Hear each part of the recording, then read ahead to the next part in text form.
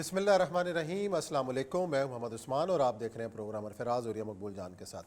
ناظرین، آج مولانا فضل الرحمان صاحب نے لیہ میں خطاب کرتے ہوئے کہا کہ صدارتی نظام کے حق کے اندر جو فضا ہموار کی جا رہی ہے وہ اس لیے ہے کہ موجودہ نظام کی جو بساط لپیٹے جانے کا خطرہ ہے، اور اسی حوالے سے کافی عرصے سے صدارتی نظام کے حوالے سے بحث بھی جاری ہے۔ فضل الرحمان صاحب نے اپنی تشویش کا اظہار بھی کیا ہے کہ ہے کیا صدارتی نظام کے اوپر اگر بحث ہو رہی ہے تو اس کا مخالفت کہاں سے ہو رہی ہے، کیوں اس کی بحث کا آغاز نہیں ہوتا، اور کیا صدارتی نظام واقعی پاکستان کے لیے جو ہے وہ نقصان دہ ہے۔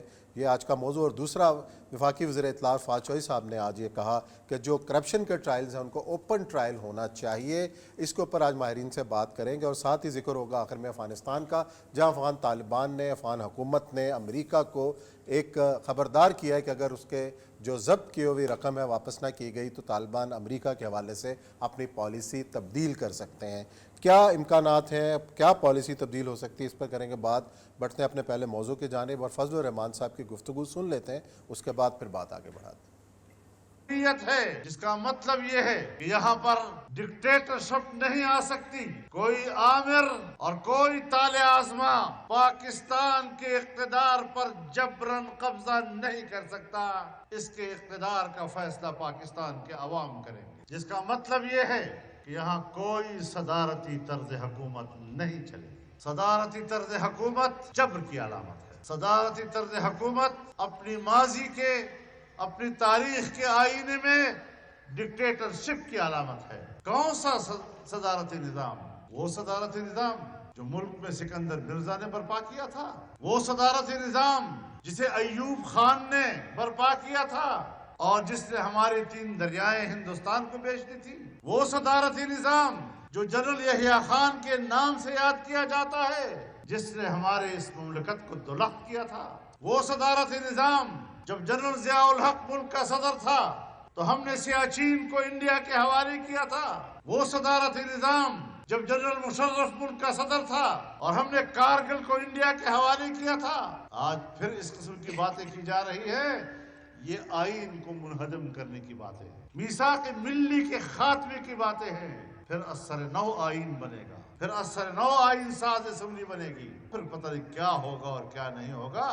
یہ تجویزیں جو آج آ رہی ہے یہ پاکستان کو ایک بار پھر دولخت کرنے کی مجھے مشاورت نظر آتی ہے، اور اس کے پیچھے یہ منصوبہ۔ جی، اور یہ صاحب فضل الرحمان صاحب کے جو خدشات ہیں، جن خدشات کا انہوں نے اظہار کیا ہے، کتنے درست ہیں؟ پہلے بات یہ ہے کہ تاریخ درست کر لیجیے۔ سب سے پہلے صدارتی نظام جو ہے الیکشن کے ذریعے ایوب خان لے کے آیا تھا، اس کے علاوہ باقی سب ڈکٹیٹرز ہیں، اور اس ڈکٹیٹرز کی بات میں کریں گے۔ ایوب خان کا جو صدارتی نظام تھا یہ 1962 کا کانسٹیٹیوشن تھا۔ 1962 کے اندر ایک اسمبلی بنتی ہے، اور اسمبلی کے اندر پریزیڈنٹ جو ہے اس نے سلیکشن ہوتا ہے۔ ٹھیک ہے۔ آئین کے اندر ایک خلا رہ گیا کہ جو سٹنگ صدر ہے وہ الیکشن نہیں لڑ سکتا۔ صحیح ہے۔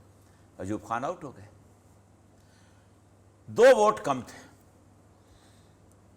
ووٹ کم تھے امینڈمنٹ کرنے کے لیے کہ امینڈمنٹ کی جائے کہ صدر الیکشن لڑ سکتا ہے۔ آپ کو پتہ ہے کون سے 2 ووٹ تھے جنہوں نے صدر پاکستان فیلڈ مارشل جنرل محمد ایوب خان کو ووٹ دیے تھے؟ نمبر 1 مولانا فضل الرحمان کے والد محترم حضرت مولانا مفتی محمود صاحب اور جسٹس افضل چیمہ صاحب۔ میں باقی کہانی نہیں سناؤں گا۔ اچھا جی۔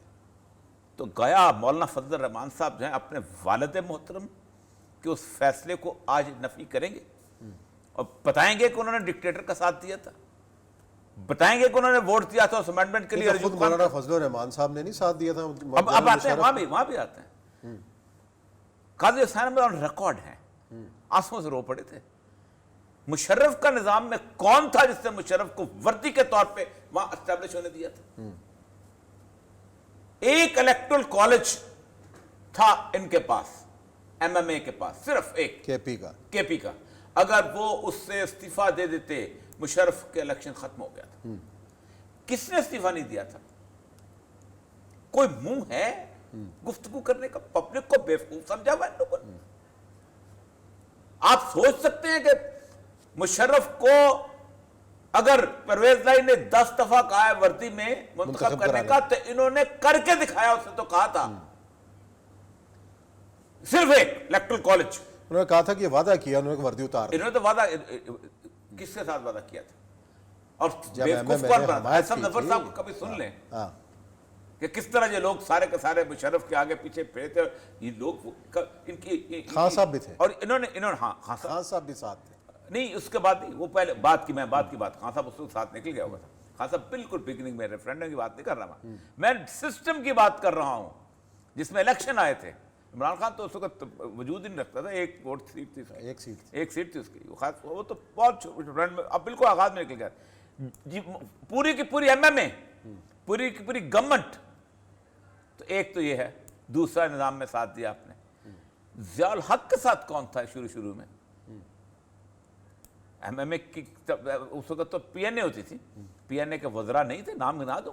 پہلی بات تو یہ ہے کہ پاکستان کے اندر کیا آئین پاکستان قرآن کی حیثیت رکھتا ہے کہ اس کے بارے گفتگو نہیں کی جا سکتی؟ آپ نے تو قرآن بنا دیا اس کو بھائی. آئین پاکستان میں 70 سال میں ایک گھنٹے کے لیے بھی جمہوریت سے الیکٹ ہوا صدارتی نظام نہیں رہا. کمال کی بات ہے. محب وطن کے سرٹیفکیٹ آپ نے دینے ہیں پاکستان میں لوگوں کو کہ ڈسکس نہ کرو, ہم نے کب کا ہے. لیکن میں بنیادی طور پہ سمجھتا ہوں اور کہ اسلام کے بنیادی اصولوں کے حساب سے صدارتی نظام سب سے نزدیک ہے. اچھا, پارلیمانی نظام کی کوئی حیثیت, کوئی وقت نہیں اسلام کے اندر. اور دوسری بات یہ ہے, پارلیمانی نظام جو ہے یہ قرآن و حدیث کے مطابق آیا اترا ہے. اللہ کی دھرتی اور اللہ کا نظام کس کا نعرہ تھا؟ جمعیت علماء اسلام کا نعرہ تھا. اور کس کا نعرہ تھا؟ رب کی دھرتی رب کا, رب کی دھرتی رب کا نعرہ. ریاست مدینہ ان کے بھی نعرہ ہے نا. عمران خان کس کا ریاست مدینہ نعرہ نہیں ہے؟ رب کی دھرتی رب کا نظام. کتاب جو تھی وہ قرآن کہتے تھے, قرآن ہے اس کو ووٹ دو. ہم نے تو ان کے ساری کمپینز دیکھی ہوئی ہیں. مسئلہ سارا یہ ہے کہ قرآن کو ڈیفینڈ کرنے کے لیے آپ اس نظام کو جو کہ 1920 میں گورا پارلیمانی نظام اور کانسٹیچوئنسی کا نظام تھے اس کو ڈیفینڈ کر نہ لاؤ. ہم نے لیکن ڈسکشن کرنے سے کون روک سکتا ہے پاکستان کے اندر؟ آپ یہاں پر کوئی جارحدار بنے ہوئے ہو کہ گفتگو کرنا ملک کو توڑنے کے مطابق. یعنی پاکستان عثمان صاحب وہ بدقسمت ملک ہے. انہوں نے تو وہ چیزیں گنوائی کہ جو صدارتی نظام, کوئی ایک دن مجھے بتائیں کون سا ڈکٹیٹر کو صدارتی نظام کیوں گنتے ہو؟ ڈکٹیٹر نے تو الیکشن بھی کرائے تھے, ڈکٹیٹر نے تو جمہوریت پارلیمانی نظام بھی رہا ہے. جنیجو کی گورنمنٹ کیا تھی؟ پارلیمانی نظام تھی. یہ ان کی جو ایم ایم اے کی گورنمنٹ تھی پارلیمانی نظام تھا مشرف کے زمانے میں. اس کو تو بیچارے کو موقع ہی نہیں ملا. یحییٰ خان کو, یحییٰ خان پاکستان کی تاریخ میں جو بھی آپ اس کو کہہ لیں سب سے زیادہ آزادیاں اس کے دور میں 1 سال کی کمپین چلی تھی. کس کی پگڑی آپ نے نہیں اچھالی سب, کس کو گالی نہیں دی آپ نے. پاکستان کی تاریخ میں اتنے ڈیکلیریشن جاری ہوئی تھی یحییٰ خان کے زمانے میں. اس نے تو الیکشن کروا دی تھی پارلیمنٹ, اس نے صدارتی نظام رکھا ہی نہیں. کہا جاتا ہے کہ وہ بڑے فری اینڈ فیئر, سب سے فیئر الیکشن آپ نے ڈیسائیڈ کیا تھا کہ ذوالفقار علی بھٹو کی پیپلز پارٹی کا ایک بندہ بھی وہاں الیکشن لڑے گا اور مجیب الرحمان کی عوامی لیگ کا ایک بندہ بھی یہاں الیکشن نہیں لڑے گا. ایک تو مسئلہ سارا پتہ ہے کیا ہے پاکستان کے اندر. اور آپ مجھے یہ بتائیے, کہتے ہیں اپنا دریا بیچ دیے, آپ مجھے بتائیے آپ کے پاس حل کیا تھا؟ آپ لوئر ریپیرینز ہیں, دنیا کو بیوقوف بنا رہے ہیں. دریا وہاں سے آتے ہیں, پاکستان سے انڈیا دریا نہیں جاتا. آپ نہ بیچتے ہو, انٹرنیشنل ایگریمنٹ نہ کرتے, جو 3 دریاؤں کا تحفظ نہ کرتے تو آپ لڑکے لے لیتے. آپ نے کسی نے ایوب خان کی جگہ کوئی بھی ہوتا, دیکھیں بیاس آپ کے پاس تھوڑا سا آتا تھا, صحیح, راوی آپ کے پاس تھوڑا سا آتا تھا, اور ستلج تھا تیسرا. یہ 3 دریا تھے نا. باقی سارے دریا آپ نے کم سے کم اور کچھ نہیں. اور میں اس دن بھی آپ کو بتایا تھا کہ ہمارے ہاں کیوں انڈیا ڈیم بنا رہا ہے, کہ ہم نے اس سے معاہدے میں لکھا تھا کہ دریاؤں کا پانی اگر فالتو ہوا تو انڈیا ڈیم بنا سکتا تھا. فالتو پانی کون نہیں بنانے دیتا؟ کالا باغ ڈیم یہ لوگ نہیں بنا رہے. کل خان صاحب نے کہا کہ اس پہ رائے ہموار کریں گے بڑے عرصے کے بعد. کسی وزیر اعظم کی طرف سے کالا باغ ڈیم صاحب یہ بدقسمت ملک یہ ہے, یہاں صوبہ نہیں ٹوٹنا چاہیے. یا فضل الرحمان کی, شاہ محمود قریشی کی, نواز شریف کی, زرداری کی کانسٹیچوئنسی نہیں ٹوٹنی چاہیے, ملک ٹوٹ جائے. تم اس ملک کے اندر ہو, خدا کی قسم اٹھا کہتا ہوں کہ تم کبھی بیٹھے ہوتے احمد آباد میں، اورنگ آباد میں، تم بیٹھے ہوتے کسی اور جگہ، انہی کے دیوبند کے لوگ ہیں، میں ان کی شکلیں دیکھی ہوئی ہیں وہاں جا کے، انہی کے بریلی کے لوگ ہیں، میں نے شکلیں دیکھی ہوئی ہیں، گفتگو نہیں کرتے، کر نہیں پاتے۔ لیکن اب دیکھیں نا الیکشن قریب ہے، سال رہ گیا تقریباً الیکشن میں، اور پھر جنوبی صوبے کی بات شروع ہو گئی، ہاں جی سیکٹریٹ بنے گا، یہ بنے گا، وہ بنے گا، یہ سارے جو نعرے ہیں یہ الیکشن سٹنٹ کے لیے میں آپ کو بتاؤں کیوں اکٹھے نہیں ہوتے؟ جب میں اس سارے پروسیس کے اندر رہا ہوں، نہ نون لیگ چاہتی ہے، نہ پیپل پارٹی چاہتی ہے، نہ عمران خان چاہتا ہے کہ سرائیکی صوبہ بنے۔ کیوں جی؟ سر اتنے بڑے اقتدار کو کون چھوٹا کرنا چاہتا ہے؟ کوئی نہیں چاہتا۔ آپ مجھے بتائیں، آج عمران خان سرائیکی صوبہ بنا دے، لاہور میں کس کی حکومت ہوگی؟ نون لیگ کی ہونی، اور کی ہونی؟ لاہور سے تو نکل گیا نا، چھٹی ہو گئی نا۔ جو زمان پارک کا چیف منسٹر کون ہوگا؟ نون لیگ کا کوئی بندہ ہوگا نا، ٹھیک۔ شہباز شریف صاحب اگر یہاں بنائیں تو ان کا باقی اقتدار نہیں رہتا۔ اس طرح پریویز، یہ تو ڈسٹرکٹ علیحدہ نہیں ہونے دیتے، ایک ایک ڈسٹرکٹ کے اوپر خون بہتے ہیں، جہاں تقسیم کرنے لگو تو شور مچ جاتا ہے، یہ انگریز نے میں دیکھا تھا، ہماری ٹریڈیشن ہے، ہمارا فلاں ہے، ہماری تم انگریز تمہارے لیے صوبوں کی لکیریں انگریز کھینچ کے گیا، ضلعوں کی لکیریں انگریز دیکھ رہے ہیں۔ اتنا بڑا کرائسس ہوا مری کے اندر، اس کے بعد آپ کو خیال آیا کہ ہمیں جناب اس کو ضلع بنانا چاہیے، اور ضلع سے بھی کچھ نہیں ہوگا، میں صحیح کہتا ہوں، ضلع سے بھی کچھ نہیں ہوگا۔ اس کی وجہ یہ ہے کہ آپ نے ایڈمنسٹریشن تباہ برباد کر لیا۔ میں نے آج دو تفصیل سے اس بات کے اوپر لے کے میں آپ کو بتاؤں کہ پاکستان میں ایک دن کا کرفیو لگا کے تمام جتنے بھی سرکاری افسر ہیں، ججز ہیں، دوسرے تیسرے ہیں، ان کے گھروں کے اوپر ملازم گن لیں۔ کسی فیڈرل سیکٹری پہ گھر کے اندر ایک چوکیدار کی بھی اجازت نہیں ہے۔ 6 7 7 8 ہزاروں لوگ میرے گھر میں آئے ہوں گے جی آر 1 کے اندر، سب نے دیکھا ہوگا میں خود اٹھ کے دروازہ کھولتا تھا، کیونکہ مطلب مجھے پتا تھا، مجھے لارڈ نے مجھے پتا تھا مجھے مشرف کان سے پکڑ کے بند کر دے گا اگر میں نے کہیں دفتروں میں سے نوکر لیے ہوتے ہیں، پی این وہاں گھر پہ رکھے ہوتے ہیں، مالی وہاں گھر پہ رکھے، جتنے بھی اپنا اس شہر کے اندر خاکروب ہیں اس میں سے 50% جو ہیں افسروں کے گھروں میں ہوتے ہیں۔ صفائی کہاں سے ہوگی شہر کی؟ جتنے پی ایچ اے کے مالی ہیں وہ سارے گھروں کے لانٹ موف کرتے ہیں اور وہ کرتے ہیں، کون کون پھول دیکھے گا؟ صرف ایک، میں کہتا ہوں پاکستان کے اندر کرپٹ آدمی کو سزا دینے کے لیے ایک دن کا کرفیو تمام جتنے بھی جی آر 1 کے اندر سے چلے گئے۔ اچھا، ہاں، نہ کوئی جج بچے گا، نہ کوئی بیوروکریٹ بچے گا، نہ کوئی دوسرا سیاستدان بچے گا، سب کے گھر میں۔ میں اس میں تھا، رہتا تھا اس کے اپنا فیڈرل لاج اسلام آباد میں، وہاں بہت بڑا ایک کک کھانا، میں نے کہا یار میں اکیلا آدمی ہوں، یہاں کھانا پکانے کی کوئی راستہ ہے؟ انہوں نے کہا سر کھانا نہیں یہاں پک سکتا۔ میں نے کیوں؟ کہتا 5 کک ہیں، وہ اکرم درانی صاحب ہاؤسنگ کے منسٹر اس کے گھر پہ ہوتے ہیں۔ اچھا جی، اور میں بتا دیتا ہوں ڈیٹ جہاں تک میں وہاں رہا تھا، اور میں اس کا گواہ ہوں۔ میں جون 7 سے لے کے 2015 سے لے کے 18 جنوری تک رہا تھا۔ فضل الرحمان صاحب پوچھیں گے صرف، اور ہر وہ ہاؤسنگ منسٹر، فضل الرحمان اکیلا نہیں ہے، ابھی بھی جو ہاؤسنگ کا منسٹر ہوگا نا اس کے گھر میں بھی گئے ہوں گے، چیمہ صاحب ہیں، جو بھی ہوں گے، بالکل گئے ہوں گے، نہ گئے ہوں تو مجھے آپ آج فیڈرل آج کرفیو لگائے اور دیکھ لیں کون سا پی این کہاں پر ہے۔ اسی کرپشن کے اوپر پاکستان کے 1200 بیوروکریٹ فارغ ہوتے ہیں، 7 سیاستدان فارغ ہوتے ہیں، سارا اور بھی جو فارغ ہوتے ہیں۔ چلے دیکھتے ہیں جی کون فارغ ہوتا ہے۔ وزیر اعظم صاحب تو بڑا ول ہیں کہ جناب ہم نے تو احتساب کرنا ہے۔ احتساب کا آج ایگزیکٹو بورڈ کا بھی اجلاس ہوا ہے، نئی انکوائریاں کرنے کی بھی منظوری ہوئی ہے، لیکن دیکھتے ہیں کیا ہوتا ہے۔ بریک لیتے ہیں، بریک کے بعد آئیں گے اور ذکر کریں گے فواد چوہدری صاحب کی تجویز کا، ان کے بیان کا کہ کرپشن کیسز کا اوپن ٹرائل ہونا چاہیے، لیکن طریقہ کار کیا ہوگا اس پر کریں گے بات بریک کے بعد۔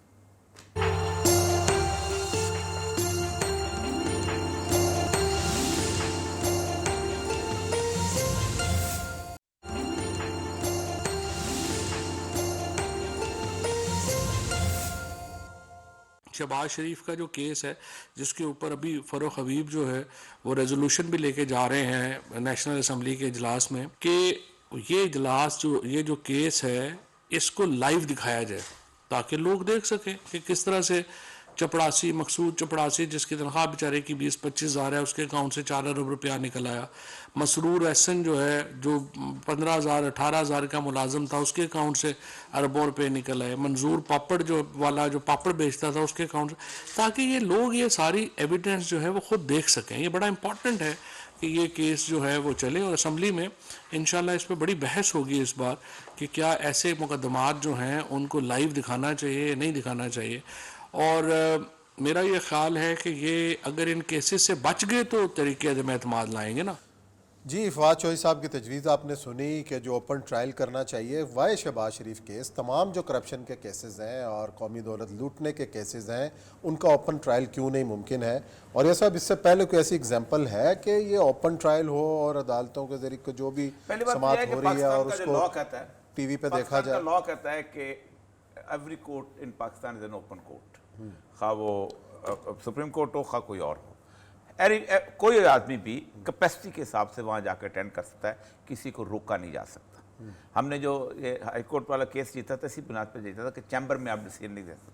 हाई कोर्ट ने चैम्बर में डिसीजन किया था, चीफ जस्टिस साहब ने जो उन्होंने बिल्डिंग गिरा के जहाँ नई इमारत बनाने के लिए कहा था ना, इफ्तिखार यहाँ जो चीफ जस्टिस होते इनके चचा थे फवाद साहब के।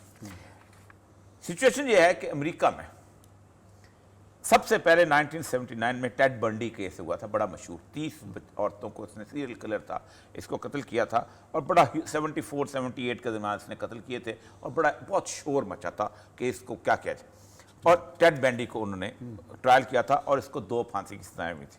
उसके बाद एक स्मिथ कैनेडी होता था, उसके ऊपर एक औरत ने उसका इल्ज़ाम लगाया था, जैसे हमारे यहाँ अली जफर लड़का जो गुलकार, उसके ऊपर उसने मीशा शफी लगाया। तो इस तरह का केस था और वो स्मिथ जीतता था क्योंकि वो कहता था कि कंसेंट है। और उस पर भी स्मिथ को उन्होंने कहा था कि पब्लिक ट्रायल, क्योंकि जजों को भी पता होता है कि हमने फैसला करना है, सही करना है, लोग देख रहे हैं। सही। फिर एक जेफरी डेमर का केस था, बड़ा फेमस, 1992 में हुआ था। उसके बाद रॉडनी किंग को जिसने कत्ल किया था, जिस पुलिस अफसर ने, उसका केस उन्होंने ओपन टेलीविजन पे दिखाया था। और उसके साथ साथ जो सबसे इंपॉर्टेंट 3 केस जो था, मैं ज़माने में अमेरिका में था, वो था ओजे सिम्पसन केस, और उसकी वो ट्रायल चल रहे थे बड़े ज़बरदस्त किस्म के, ये उसका था। तो ये वो सारे के सारे केसेस जो थे पाकिस्तान के अंदर, तो एग्जांपल अगर इसकी है, या जो फवाद चौधरी साहब ये कह रहे हैं, किस तरीके से मुमकिन हो सकता है, इस हवाले से हमें ज्वाइन किया है मारूफ कानूनदान है हामिद खान साहब। अस्सलाम वालेकुम खान साहब। वालेकुम सलाम। खान साहब, ये जो हुकूमत कह रही है कि शहबाज शरीफ, पर्टिकुलर जो शहबाज शरीफ साहब का केस है, इसको ओपन ट्रायल किया जाए, तो शहबाज शरीफ का केस ही क्यों, बाकी अगर ऐसे केसेस हैं करप्शन से मुताल्लिक, तो इनका ओपन ट्रायल क्यों नहीं हो सकता? ओपन ट्रायल तो हामिद खान साहब को होता ही है, क्योंकि कोहार कोर्ट्स और ओपन कोर्ट्स, सिर्फ ये वक्त कैमरा ले जाना है जी, लाइव टीवी के जरिए टेलीकास्ट किया जाए। ओपन ट्रायल तो हो सकते हैं, लेकिन अभी तक पाकिस्तान में कोई इतनी लंबी चौड़ी नजीर नहीं है जो लाइव स्ट्रीमिंग ट्रायल हुए हों। बल्कि पिछले दिनों जब काजी फाइज साहब वाला मामला चल रहा था, तो उन्होंने बाकायदा दरखास्त दी थी कि अब जो कार्रवाई हो रिव्यू पिटीशन के हेयरिंग में, वो होनी चाहिए, लाइव स्ट्रीमिंग होनी चाहिए। और ये उस बात से सुप्रीम कोर्ट ने जो है ये कहा कि हाँ हो सकती है, लेकिन इस वक्त हमारे पास कोई ऐसे फाइल नहीं है कि हम कर सकें इस केस में। इसलिए उन्होंने दरवाजा खुला रखा है कि हो सकती है, लेकिन इसको उसके ऊपर ये नहीं कहा कि हर केस में या किसी केस में हो सकती है। लेकिन उसमें बड़ी हद तक कंसेंट की जरूरत होगी बाय द पार्टी, मतलब इसमें जो अक्यूज है वो। आमिर खान साहब, कंसेंट की पहली बात तो यह है कि क्योंकि इसीलिए लोग ज्यादा नहीं देख सकते, क्योंकि capacity of the court room important है। वरना तो हर बंदा जो है ही इज अलाउड है, ओपन कोर्ट है। अगर आप जज चैम्बर में फैसला करता है तो फैसला इसलिए चैलेंजेबल हो जाता है कि उसने ओपन कोर्ट में नहीं किया। तो ओपन कोर्ट तो है, अब उसको अपने एक्सटेंड करना है, टेक्नोलॉजी को आगे रखनी है। तो बुनियादी तौर पर तो कोई रिस्ट्रिक्शन तो कानूनन तो कोई नहीं है कि इसको 10 लाख बंदे देखे या 400 बंदे देखे। नहीं, वो बात सही है। जहां तक इस बात का ताल्लुक है कि है तो ओपन कोर्ट में ट्रायल होगा, यही बात सुप्रीम कोर्ट ने कहा है कि ऑलरेडी हमने ये केस जो है ओपन हियरिंग हो रही है, ओपन कोर्ट में हो रही है, लिहाजा लाइव स्ट्रीमिंग ना भी हो तो हर तरह से एक्सेस मौजूद है। सबकी, तो उसकी जरूरत नहीं। लेकिन उन्होंने ये थोड़ा सा ओपन जरूर रखा है कि कहाँ सूटेबल केस में ये हो भी सकता है, subject to the consent of the party. वो एक रस्सा उस केस में ओपन किया था उन्होंने। और लाइव अगर जो पार्टी है वो इनकार कर दे कि नहीं इसको लाइव स्ट्रीम ना करें तो फिर ये नहीं होगा। बाहर ये लगता है, इस पर हतमी तौर पे नहीं कहा जा सकता, लेकिन ये लगता है। लेकिन अहमद साहब इसमें कौन सा प्राइवेसी का राइट है जो इन्फ्रिंज होता है कि उसको वो कंसेंट से नहीं? पहली बात है कि कोई प्राइवेसी का राइट भी इन्फ्रिंज नहीं हो रहा, राइट ऑफ प्राइवेसी भी। और दूसरी बात यह है कि अगर वो एक पूरे का पूरा रिकॉर्ड करके पब्लिक ही आ जाता है, सिर्फ जजों की शक्लें और उसकी शक्लें नजर नहीं आती और तो कुछ नहीं होता। एक तो ये है। दूसरी जो अहम तरीन बात मैं ये कहता हूँ कि डबल एज वेपन है। गवर्नमेंट अगर कहती है तो गवर्नमेंट कल को हार भी तो सकती है उस केस के अंदर। हाँ, ये तो ठीक है, हो सकता है, लेकिन ये बेसिकली यहाँ पर जो बात डिमांड की गई है उसके पीछे वजह ये है कि किसी हद तक लोगों की पब्लिक की अटेंशन भी डाइवर्ट की जाए। वरना जो भी ट्रायल होगा, आपकी बात सही है कि वो ट्रायल तो ओपन कोर्ट में ही होगा और वहां पर एक्सेस होगी सारी मीडिया को और मीडिया में रिपोर्टिंग भी होगी। तो इसलिए अनलेस के उसमें वहां पर जो था वो जिस सिम्पसन वाले केसेस का भी जिक्र भी कर रहे थे, वहां पर तो बड़ी हद तक ये क्वेश्चन ये टीवी चैनल्स का कि उनको आया व्यूअरशिप मिलती है कि नहीं मिलती उसमें, क्योंकि वो ट्रायल ऐसा था जिसमें कि बहुत ज्यादा व्यूअरशिप थी। हाँ। तो बहुत सारी जो चैनल्स थी वो इंटरेस्टेड थी कि वहां पर ओपन स्ट्रीमिंग ट्रायल हो। तो ये कई सारी कंसिडरेशंस आ जाएंगी इसमें। जी बहुत बहुत शुक्रिया बहुत शुक्रिया आमिर खान जी, साहब, बहुत बहुत मेहरबान। अच्छा, असल मसला वही है कि इसलिए चूंकि कोर्ट रूम की जगह थोड़ी है, वरना अगर इतना बड़ा कोर्ट रूम बना लिया जाए जिसमें 2 लाख बंदे आए तो 2 लाख बंदों को भी उसके सामने आपको देना पड़ेगा, क्योंकि कानूनन आप किसी को मुकदमे की कार्रवाई सुनने से नहीं रोक सकते। सिर्फ रिस्ट्रिक्शन लगाते हैं, सिक्योरिटी की रिस्ट्रिक्शन लगाते हैं, डेकोरम की रिस्ट्रिक्शन लगाते हैं कि बहुत ज़्यादा शोर शंगामा हो जाएगा, जज को डंडा मार के ऑर्डर नहीं करना पड़ेगा, वो ऑर्डर आप माइक पे कहलवा दें सारा कुछ। तो असल मसला ये है कि अगर कह रहे हैं, मुझे वैसे आता ये है कि ये स्टेप तो ले रहे हैं, अगर ये हार गए तो फिर खुदा फवाद चौधरी पे आएगा या फरत अब्बास, उस पे क्या नाम है लड़का जो है जो वजीर है, हाँ जी, वज़ीर मुमलिकत, उस पे आएगा, फरख हबीब पे आएगा, किस पे आएगा? क्योंकि कुछ पासा किसी में भी पलट सकता है और ये ट्रायल है। और ट्रायल में सबसे बड़ी बात है कि देखिए 2-3 चीजें बड़ी अहम होंगी। एक तो जज है, उनको एक्सप्रेशन लेस बैठना पड़ेगा, जो कि हमारे यहाँ जजों ने बहुत अरसे से छोड़ दिया हुआ है। अच्छा, हमारे जज गुस्से में भी आते हैं, हमारे जज डांटते भी हैं, हमारे जज फाइलें भी मारते हैं, बहुत कुछ करते हैं। ठीक, एक तो उनको एक्सप्रेशनलेस बैठना पड़ेगा, वरना लोगों को अंदाजा हो जाता है आसानी से कि जज का रुझान किस तरह। दूसरा, जो ट्रायल के अंदर जो एक्यूज है उसको अपने चेहरे पे मजलूमियत तारी करनी पड़ेगी, एक्टिंग सीखनी पड़ेगी। एक्टिंग सीखनी पड़ेगी। एक्टिंग हमारे आती है, फॉर एग्जांपल आपने अचानक नहीं, हमने देखा है वो जो नूर मुकद्दम वाले केस का मुल्जिम जो है वो किस तरीके से देखिए, मैंने क्या कहा, ज़हनी मरीज और मैंने आपको ये क्या रुख इख्तियार करता है पाकिस्तान के अंदर जो कानून है, ये कानून ये ज़ैनब कत्ल केस का मुजरिम को फांसी दे देता है हफ्ते 1.5 हफ्ते के अंदर, लेकिन नूर मुकद्दम के क्या हुकूमत बदल गई, क्या इंतजामिया बदल गई, या अदालतें बदल गई, क्या अदालतें बदल गई, उसकी तो अपील भी नहीं हुई। उसको तो आपने खड़ सुप्रीम कोर्ट तक 50-55 के जैम की अपील खारिज करके उड़ा दिया उसको वकील मैसर आ जाता तो उसको आप कहां से साबित करते फिरते। और यहाँ तो नूर मुकद्दम केस में अब कमाल हो गया ना। आज तो खैर उसका, कल तो उसका भी उसका भाई भी रिहा हो गया ना। हाँ जी, कंदील बलोच का वसीम भी रहा हो गया। मैं वही कहता हूँ कि पाकिस्तान में जो कॉन्सेप्ट कानून है ना, जो ब्रिटिश कानून जिसको कहते हैं एडवर्सोरियल प्रोसीडिंग, 2 तरह की प्रोसीडिंग्स होती हैं, एक होते हैं इंक्विजिटोरियल, एक होते हैं एडवर्सोरियल। एडवर्सोरियल प्रोसीडिंग्स ये हैं कि एक आदमी ने जज के सामने एक SHO ने एक केस बना के पेश कर दिया। सही, जज के इल्म में भी अगर हो कि उसके सामने नूर मुकद्दम को कत्ल किया गया था तो जज गवाही नहीं दे सकता, जज लिख नहीं सकता उसके अंदर, क्योंकि वो चीज थी एक। दूसरा, इनक्विजिटोरियल में होता है कि वो छुट्टी लेते हैं, कहते हैं मैं खुद जाके देखूंगा, تم نے SHO نے بنائی کہ نہیں. فرانس میں وہ قانون ہے اسلام کے بالکل قریب ترین قانون ہے. پاکستان میں دونوں سسٹم جو اسلام کے خلاف, ایک ہمارا پارلیمنٹزم ٹوٹلی اسلام کے خلاف, اور دوسرا ہمارا جو جوڈیشری کا سسٹم, کیونکہ ہمیں برطانیہ سے ملے ایڈورسوریل ہے. SHO نے جو کیس بنا دیا, ہم جب سیٹلمنٹ ٹریننگ کرتے تھے تو ایک ہمارے جو سکھانے والے تھے ہندو تھے, وہ اپنا VD شرما صاحب تحصیلدار تھے, وہ کہتے تھے پترو, وہ خاص طور پہ ہمارے لیے پنجابی بولتے تھے, وہ سندھی, پترو ایک بات بتاؤں, جو مور پٹواری لگا دیتا ہے سپریم کورٹ میں بھی اس کو توڑنے کی ضرورت نہیں ہوتی. یہ مور ہے پٹواری کی. اور وہ اب نیچے جو IO ہے جس نے لکھ کے بھیجا اسی کو پورا مقدمہ فیروز قانون نے وہی پورا مقدمہ. آپ جج دوسرا گواہ شامل نہیں کر سکتا اس کے اندر, اس کو پتہ بھی ہوگا کہ اتنے گواہ نے اسکپ کیا, نہیں شامل کر سکتا, کیسے شامل کرے گا؟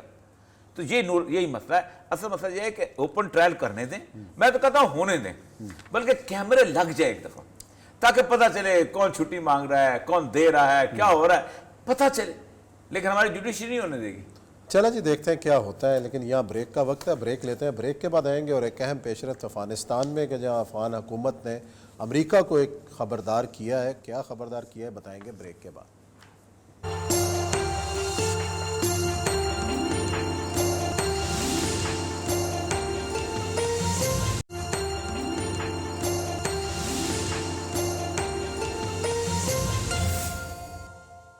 جی, اور یہ سب بڑا فرانسیسی ادارے کو انٹرویو دیا ہے وزیر اعظم صاحب نے, لیکن ایک بات جو کہی, دنیا کو ہمیشہ بتاتے رہے ہیں کہ افغانستانی حکومت کو مل کر تسلیم کیا جائے, لیکن یہ کہا کہ پاکستان تنہا تسلیم نہیں کر سکتا, ہم مشاورت کر کے پھر کوئی فیصلہ کریں گے. پاکستان تنہا کیوں نہیں تسلیم کر سکتا؟ کیا وجہ ہے؟ مطلب پاکستان کو فیئرز کیا ہیں کہ دنیا جو ہے پاکستان نے, دیکھیں مسئلہ سارا یہ ہے کہ رسول اکرم صلی اللہ علیہ وآلہ وسلم کی اس حدیث جو ہے نا, وہ بار بار سامنے آتی ہے. آپ نے فرمایا الکفر ملت واحدہ, پوری کفر جو ہے وہ ایک امت ہے, ایک قوم. اللہ تبارک و تعالیٰ نے بھی انسانوں کو دو دھڑوں میں تقسیم کیا ہے, حزب اللہ, الا ان حزب اللہ, یہ میرے دھڑے کے لوگ, حزب الشیاطین, وہاں اللہ نے اکیلا شیطان نہیں, وہاں جمع کر دی گا, حزب الشیاطین, اللہ اکیلا سے اللہ ہے, شیطان ایک نہیں, شیطان کئی نے. تو بنیادی طور پر حزب الشیاطین دو دھڑے. روس کو کیا تکلیف ہے تسلیم نہ کرے, چین کو کیا مسئلہ ہے تسلیم نہ کرے, ایران کو کیا مسئلہ ہے تسلیم نہ کرے, تاجکستان, ازبکستان, کرغزستان, قزاقستان, ان کو کیا مسئلہ ہے؟ روس ہے. روس تو میں نے پہلے سب سے پہلے نام ہی اس کا لیا, کیا مسئلہ ہے؟ کوئی مسئلہ نہیں ان لوگوں کو. ان کو مسئلہ صرف یہ ہے کہ اگر ہم تسلیم کر لیں تو ہم ایک وے آف گورنمنٹ کو تسلیم کریں گے, اور وے آف گورنمنٹ ہے اسلامی نظام, کہ خلافت یا امارات اسلامی بھی ایک چیز ہوتی ہے بنیادی طور پر. پچھلا جو دور تھا طالبان کا, وہ پاکستان اور سعودی عرب اور دبئی نے امارات میں تسلیم کیا, وہ کیوں کیا؟ لیکن اس کے ساتھ کیا کیا, اس کے ساتھ ہوا یہ کہ ان تینوں کو انہوں نے تسلیم کروایا, اور پھر اس کے بعد شمالی اتحاد کو امریکہ بھی اسلحہ دیتا رہا, بھارت بھی سپورٹ کرتا رہا, اور ایران بھی سپورٹ کرتا رہا. آپ کو اندازہ نہیں کہ اس پورے کے پورے سینیریو کے اندر جو دوستم کی پوری رشین سپورٹ اس کو حاصل تھی, فورسز کو, تاجک فورسز کو اور ازبک فورسز کو. اور وہ جو اس کو دوشنبے میں گھر تھا احمد شاہ مسعود کا, اس میں انڈین ایمبیسڈر روز بیٹھا ہوتا تھا. اور اب تو خیر اس اوپن سیکرٹ کہ جس دن آپ لوگ کہتے ہیں نا کہ طالبان ہمارے ساتھی نے, یہ اوپن سیکرٹ اب ہو چکا ہوا ہے. وہ جو میں نے اس دن پروگرام بھی کیا تھا کہ جس دن طالبان نے کابل فتح کیا ہے, تو احمد شاہ مسعود کا ایک گھر ہے, تو شنبے میں گیا ہوں, وہاں گھر بھی میں نے دیکھا, احمد شاہ مسعود کا بہت بڑا گھر ہے, رود خانہ کا علاقہ اس کا کہتے ہیں, وہاں پر اس کا گھر ہے. تو وہاں اس نے انڈین سفیر کو بلایا, تو اس نے کہا کہ آپ مجھے مدد دیں, تو میں طالبان کے خلاف لڑنا چاہتا ہوں. تو اس نے کہا کہ ہمیں کیا فائدہ ہوگا, آن ریکارڈ اس نے کہا طالبان کی شکست پاکستان کو نقصان ہے اور آپ کو فائدہ ہے.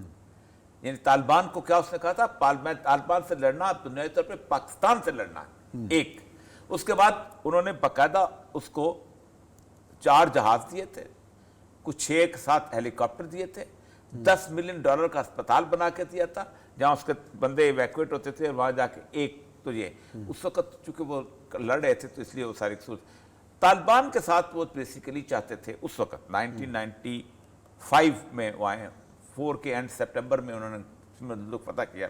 وہ چاہتے تھے کہ طالبان ہمیں راستہ دیں تو ہم اس کے اندر بیسیکلی وہ جو یونیکال کمپنی جو ہے وہ پائپ لائن بچھانا چاہتی تھی. صحیح. اور وہ تاپی گیس فیلڈ جس میں آج بھی جس کے اوپر سب کی نظریں ہیں, اور سینٹرل ایشیا کا سارا مسئلہ تھا. تو طالبان میں ہوا یہ تھا کہ رابن رافیل ہمارے سامنے وہاں گئی تھی, تو طالبان رابن رافیل وہاں گئی تو سب سے پہلے تو اس نے اتنی لمبی لسٹ رکھ دی ملا عمر کے سامنے کہ یہ ہمارے 28 مطالبات ہیں, یہ بہت ضروری ہیں. وومن رائٹس ہونے چاہیے, عورتوں کو تعلیم دیں, فلاں دیں, یہ دیں, وہ دیں, یہ کریں. انہوں نے کہا جی آپ کا کیا تعلق ہے اس کے ساتھ؟ تو رابن رافیل اٹھ کے چلی گئی. اس کے کوئی 6-7 کے 5 ہفتے کے بعد دوبارہ ہمیں پتہ چلا کہ رابن رافیل کا انتظام کرو, جہاں سے گزرنا ہے وہاں سے گزر کے وہاں سے پہنچتی تھی وہاں. تو رابن رافیل پھر دوبارہ آئی. اس دوران میں انہوں نے کہا کہ ہم تو یونیکال کی بجائے برازیلین کمپنی کے ساتھ ہم تو معاہدہ کر چکے ہوئے, اور واپس چلے گئے. پھر اس کے بعد انہوں نے وہ پریشر اسامہ بن لادن, چونکہ اسامہ بن لادن ایک سمبل تھا, انہوں نے ایشو بنایا ہوا تھا, اس ایشو کے تحت انہوں نے پہلے آپ کو اچھا. اور یہ سب دوسرا تو یہ تو خان صاحب کی بات ہوگی, دوسرا طالبان حکومت نے یہ کہا ہے کہ ہمیں ہمارے $7 ارب واپس کرو ورنہ ہم پالیسی بدل دیں گے. انہوں نے یہی کہا ہے کہ ہمارے ساتھ پھر یہ آپ صحیح طرح انہوں نے کیا کیا ہے, انہوں نے امریکہ نے کہا ہے کہ یہ ہم ڈالر اب دے رہے ہیں, آپ یہاں خرچ کریں. اچھا. آپ کو شاید اندازہ نہ, آج 15 ہیں, انہوں نے جو سارے ڈالر آئے نا سونا کو اس کی نیلامی دی. کیا کریں گے نیلامی میں؟ جا کے لے لیں, پاکستانی بھی جا کے لے سکتے ہیں, سستا مل جائے گا ڈالر, سستا مل جائے گا, وہ اپنے اس کو استعمال کریں گے. آپ اس پر وہ کرنسی تو نہیں لیں گے نا, وہ تو کوئی نہ کوئی چیز, وہ تو افغانستان کی کرنسی سونا لیں گے, چاندی لیں گے. عثمان صاحب, افغانستان کو اس وقت انٹرنیشنل سیزر کا سامنا ہے, یہ دنیا میں کہیں نہیں ہوا. یعنی آپ ان سے نیگوشیٹ, کون سا سیزر ہے؟ مذاکرات اپنی جگہ, ان کو بلا ہر چیز ہے, ہر سب کچھ ہو رہا ہے, نکاح نامہ نہیں ہے, باقی سب کچھ ہو رہا ہے. اچھا, اس انٹرویو میں خان صاحب نے خواتین کے حقوق کے حوالے سے بھی بات کی ہے کہ بھائی, خان صاحب بنیادی طور پہ, لیکن وہ بات اچھی کی ہے انہوں نے کہا کہ جناب آپ جو وہاں پہ سٹینڈرڈ ان کے اوپر کر رہے ہیں مقرر, کو اپنے یہاں بھی دیکھیں چیزوں. دیکھیں, پہلی بات تو یہ ہے کہ طالبان یہ کہتے ہیں کہ ہمیں خواتین کی تعلیم سے کوئی ایسا نہیں, ہم ہر خاتون کو ہر تعلیم دے, اور دے بھی رہے ہیں. میں آج کبھی جا کے دیکھے, پاکستان میں تو الٹی سیدھی خبریں آتی ہیں نا, اس وقت انہوں نے تمام یونیورسٹیاں بحال کی, اس لیے لہٰذا طالبان حکومت کو میڈیا کے محاذ پہ نہیں کام کرنا چاہیے, سوشل میڈیا کے محاذ پہ نہیں اپنی توانائی لگے ہوئے کتنا کر سکتے ہیں عثمان صاحب؟ مسئلہ آ جائے, حکومت چلا رہے ہیں, 50,000 طالبان ہیں. یہ پاکستان کی بیوروکریسی نہیں کہ 5-6 لاکھ ریکروٹ, ان کو کہتے ہیں یہ ہے کہ ہمیں جو 4 لاکھ لوگ ملے ہیں, ہم نے اس میں ایک بندے کو بھی نہیں نکالا, اور وہ 4 لاکھ بندے جو تھے وہ $45 ملین روزانہ کے خرچہ آتا تھا تب چلتے تھے, اس کے باوجود بھی وہ خرچہ دے رہے ہیں. ان کسی ایک کو نہیں نکالا, کسی اس کو ٹیچر کو نہیں نکالا, کسی اسپتال کو بند نہیں کیا, وہ تمام کے تمام چلا رہے ہیں, اور وہ پوری کے پورا سسٹم کو بھی انہوں نے آن رکھا ہے. بولا اس وقت میں ایک دفعہ کسی شو میں تھا تو میرے اس میں کمنٹس ہیلمند سے, کندھار سے اور زابل سے آئے کہ 3 گنا قیمتیں کم ہوئی ہیں افغانستان کے اندر. اچھا, لیکن نہیں, میں وہی تو کہتا ہوں کہ 15 اگست سے پہلے 14 اگست تک افغانستان کے خوشحال ملک تھا, پاکستان کا ہر جرنلسٹ سب بولتے تھے.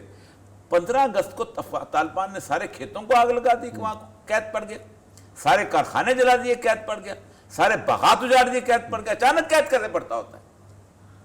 مطلب مجھے یہ تک سمجھ نہیں آتی انٹرنیشنل کمیونٹی کی. بنیادی طور پہ طالبان نے کہتے ہیں کہ دیکھیں, انہوں نے پاکستان سے بھی یہی کہا, پاکستان میں ایک یونٹ بنا ہوا ہے جس میں پاکستان امداد جا رہی ہے, اور آج بھی الخدمت فاؤنڈیشن کے جو ٹرک میں کل بیٹھا ہوتا آسم جہاں صاحب سے, ان کے بھی کم از کم 3 کنسائنمنٹ جا چکے ہیں.